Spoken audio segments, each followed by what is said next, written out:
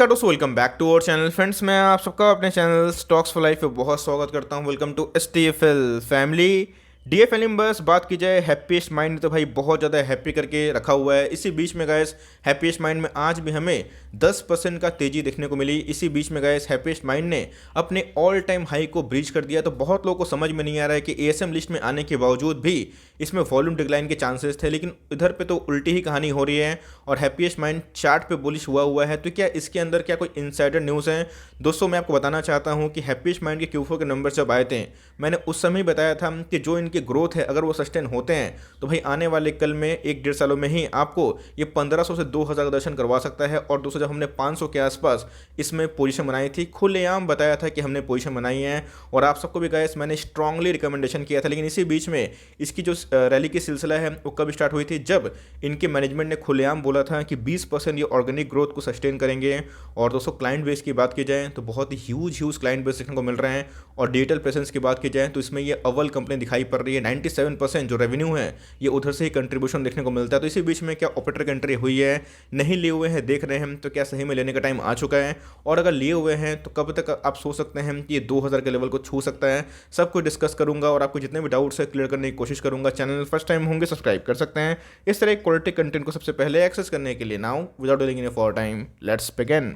Sir आप देखें तो आज के दिन हमें 9% के आसपास तेजी देखने को मिल रही है। दोस्तों मैंने आपको एक चीज़ याद है, आपको आई डोंट नो कि आपको याद है या फिर नहीं है, मैंने आपको एक चीज़ सिखाई थी। कोई भी कंपनी जब स्मॉल कैप होती है और अगर वो आइडेंटिफाई होती है, उसमें अगर ग्रोथ निकल के आता है 20 से 25% के आसपास और वेरी गुड केस में वो 30% के आसपास, तो गाइस स्मॉल कैप से जो मिड कैप का सफ़र है वो दोस्तों 6 महीना से लेकर साल भर में होता है और वो कंपनी आपको 2-3 गुना तो कम से कम पैसा बना के देती है। तो उसी बेस में दोस्तों हमने जब हैप्पीएस्ट माइंड को बाई किया था, आपको खुलेआम बताया था ये अभी स्मॉल कैप है लेकिन आने वाले कल में मिड कैप की कंपनी बनेगी और एक लार्ज कैप की कंपनी बनेगी। तो अगर आप देखें तो आज की बात की जाए दोस्तों तो ये 19,000 करोड़ के आसपास की मार्केट कैप वाली कंपनी बन चुकी है। तो इसी बीच में जो सेंटीमेंट इसको ट्रिगर कर रहा है उसके पीछे का जो रैशनल है, चलिए उसको भी डिस्कस कर लेते हैं। उससे पहले गाइस अगर आप देखें जब से लिस्टिंग हमें देखने को मिल रही है नवंबर 2020 से, अगर आप देखें तो कंपनी ने एकदम स्टाइलर पैसा बना के दिया है।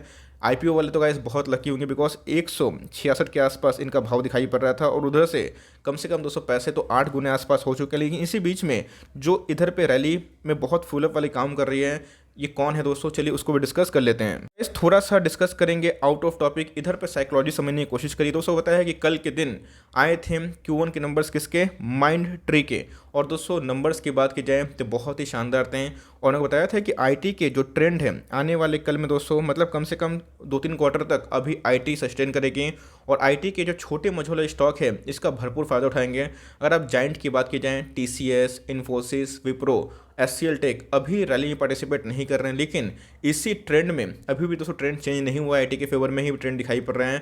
तो जब तक ट्रेंड चेंज नहीं होता है तो उसमें जो मिड कैप कंपनी है और जो स्मॉल कैप कंपनी है वो बहुत तेज हुआ होती है। और इसी बीच में गाइस जो कल के नंबर्स थे माइंड ट्री के, मैंने आपको स्टॉक फटाफट में कवर भी किया था कि ये बहुत ही शानदार थे और इसका जो इम्पैक्ट है मीडियोकर कंपनी जो मिड कैप है और जिसके अंदर ग्रोथ होने वाली है 20% के आसपास, 25% के आसपास, उसके अंदर रैली कंटिन्यू करेगी जब तक ट्रेंड चेंज नहीं होता। इसी बीच में गाइस जितने भी सेंटीमेंट हैं वो हमें IT के फेवर में देखने को मिल रहे हैं और इसका बहुत ज़्यादा बेनिफिट जो अच्छे मजबूत फंडामेंटल वाले मिड कैप और स्मॉल कैप हैं आप सब उठा कर देख लीजिए। चाहे वो माइंड ट्री हो जाए, चाहे वो हैप्पीएस्ट माइंड हो जाए, चाहे वो सुबेक्स हो जाए, चाहे वो कोई भी कंपनी हो जाए, सब में दोस्तों हमें ट्रेमेंडस रैली देखने को मिल रही है। तो ये जो रैली है ये एक बुल जो इंडेक्स है दोस्तों उसको सपोर्ट कर रही है। और इसी बीच में जितने भी मीडियोकर अच्छे फंडामेंटल वाले स्टॉक है मिड कैप और स्मॉल कैप में, सब में ट्रेमेंडस रैली देखने को मिल रही है।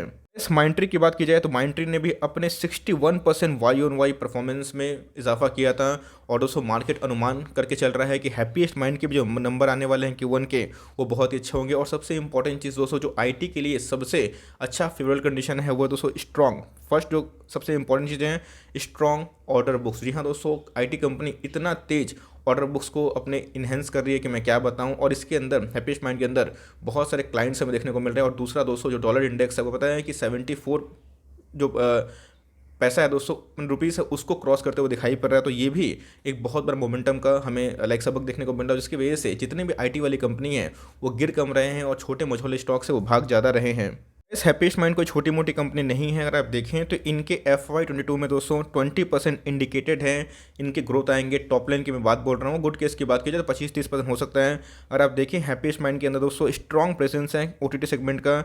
नेटफ्लिक्स की बात की जाए, अमेजोन की बात की जाए, आप देख सकते हैं कि हैप्पीस्ट माइंड के ये टॉप क्लाइंट्स देखने को मिलते हैं। और दोस्तों जब मैंने लास्ट वीडियो हैप्पीस्ट माइंड को लेकर कवर किए थे सप्ताह भर पहले, 1.5 सप्ताह भर पहले, उसमें दोस्तों मैंने इस बात का जिक्र किया था आपको छोटे मोटे गिरावट से डरना नहीं है। और ASM लिस्ट में आने के बाद अगर इसमें गिरावट होती है तो आपको दबोचना है, क्योंकि कंपनी के जो क्लाइंट्स हैं वो बहुत ही टॉप देखने को मिलते हैं।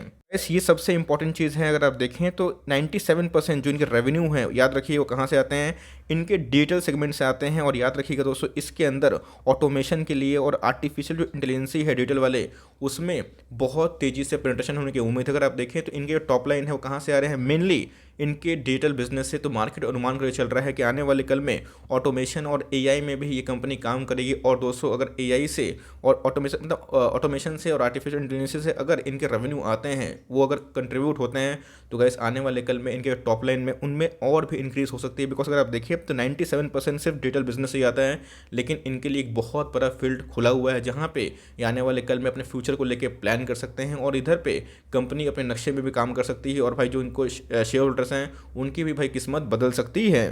वैसे आप देख सकते हैं कि कितनी जल्दी ये कंपनी एक मिड कैप कैटेगरी कंपनी बन चुकी है। 19,000 करोड़ के आसपास की मार्केट कैप हो चुकी है। लेकिन ध्यान दीजिएगा दोस्तों कि अपने इंडस्ट्री पी से ये अभी भी डबल भाव पे ट्रेड कर रही है। और जैसे बताया कि मार्केट में इसको लेके बहुत ज़्यादा ग्रोथ ऑप्टिमिज्म है। तो इस बात को भूलिएगा मत कि इनके वैल्यूएशन हाई है। तो इसी बीच में हमें करना क्या है, फ्रेश एंट्री के लिए वो भी देखना बहुत ही इंपॉर्टेंट हो जाता है। इस कंपनी के जो EPS है कंसिस्टेंट बेसिस बढ़ रहे हैं, बहुत ही शानदार बात है। वैल्यूएशन कंसर्न कर रहा है, लेकिन याद रखिए कंपनी के EPS ही बढ़ रहे हैं। मैं बताऊंगा कि फाइनली हमें करना है क्या। लेकिन यस, कंपनी की बात की जाए तो इनके जो ग्रोथ पोजीशन है बहुत ही हद तक प्रॉमिसिंग देखने को मिल जाते हैं। कंपनी के ROE की बात की जाए 30% के आसपास दिखाई पड़ता है, which is very quite good. अगर आप देखें कोई भी कंपनी अगर 29% के आसपास ROE जनरेट करती है, बहुत ही अच्छी कैटेगरी कंपनी मानी जाती है। 30 का 10 का ROCE है। कंपनी का करंट रेशियो बहुत ही शानदार है, 2 के ऊपर। अगर आप देखें कंपनी का जो डेट है ऑफकोर्स 0.27 के आसपास है, जो कंपनी कभी ना कभी उसको आराम से मैनेज कर सकती है। कंपनी के रेवेन्यू बढ़ रहे हैं, ये बहुत ही शानदार बात है। और इसी की वजह से गैस कंपनी के अंदर बहुत ही पॉजिटिव सेंटीमेंट हमें देखने को मिल रहा है। कंपनी के टॉप लाइन की बात की जाए बढ़ रहे हैं, कंपनी के बॉटम लाइन में गैस काफ़ी हद तक प्रॉमिसिंग देखने को मिल जाते हैं। फाइनली फिर से हमें ब्रेकआउट देखने को मिला एक लंबे कंसोलिडेशन के बाद। लंबे मतलब बोलना 207 दिन के 8 दिन के कंसोलिडेशन के बाद, ट्रेडिंग डे के बाद एक फिर से हमें काइंड ऑफ मोरोबसू काइंड ऑफ कैंडल देखने को मिल रहा है। ये जो कैंडल है अपने आप में ही एक स्ट्रेंथ को डिमॉन्स्ट्रेट करता है। अगर आप देखें वॉल्यूम्स में स्पाइक देखने को मिल रहा है। और दोस्तों मनी फ्लो इंडेक्स की बात की जाए, RSI की बात की तो हाईली ओवरबॉट जोन पे है। जैसे बताया कि कोई भी स्टॉक को चेज नहीं करना है। स्टॉक चाहे जैसे भी कंपनी हो, चाहे बजाज फाइनेंस क्यों ना हो, अपनी ऐसे भी प्लान करनी है। जी हाँ दोस्तों, इस बात को ध्यान रखिएगा, ये एक ट्रूथ सच है। आपको हमेशा हर एक स्टॉक में बल्क निवेश का नहीं सोचना चाहिए। ऑफकोर्स आपको अगर MOS मिलता है तो आप सोच सकते हैं, लेकिन दोस्तों ऑल टाइम हाई पे अगर आप निवेश करते हैं तो ध्यान रखिएगा उस हिसाब से जहाँ पर रैली आती है तो रिस्क भी होता है। रिस्क मतलब अगर आप बहुत लंबे खेलते हैं, बहुत लंबा टाइम तक सोचते हैं, तब ऐसा कोई उतना डरने वाली बात नहीं। लेकिन ये वैल्यूएशन बहुत ही महंगे हो चुके हैं। जब हमने उठाया था गाइस इनके वैल्यूएशन, इनके जो प्राइस होल्डिंग थे 70 के आसपास थे, लेकिन दोस्तों अभी की बात की तो 118 के आसपास हो चुके हैं। इस हिसाब से जो लॉन्ग टर्म इन्वेस्टर है अपनी SIP को कंटिन्यू करे, उसमें कोई पैनिक वाली बात नहीं है। बल्क अभी अवॉइड करें, मैं क्लियरली बोलना चाहता हूं।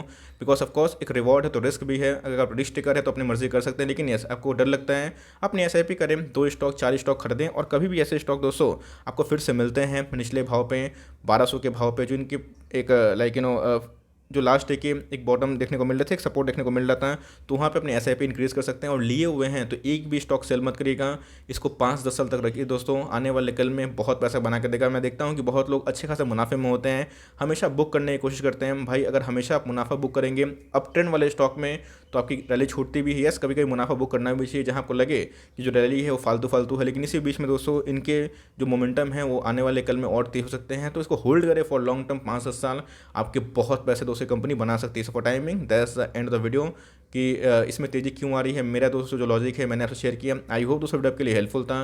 कंटेंट से ले तो लाइक कर देगा, चैनल फर्स्ट टाइम होंगे तो याद से सब्सक्राइब करना भूलिएगा। फर्दर कोई डाउट है तो ड्रॉप कर सकते हैं, कुछ रिव्यू चाहिए उसका नाम ड्रॉप करना भूलिएगा। I would love to make a video on your demand guys. मिलते हैं जल्दी, तब तक के लिए bye. Thanks for listening friends, God bless you all.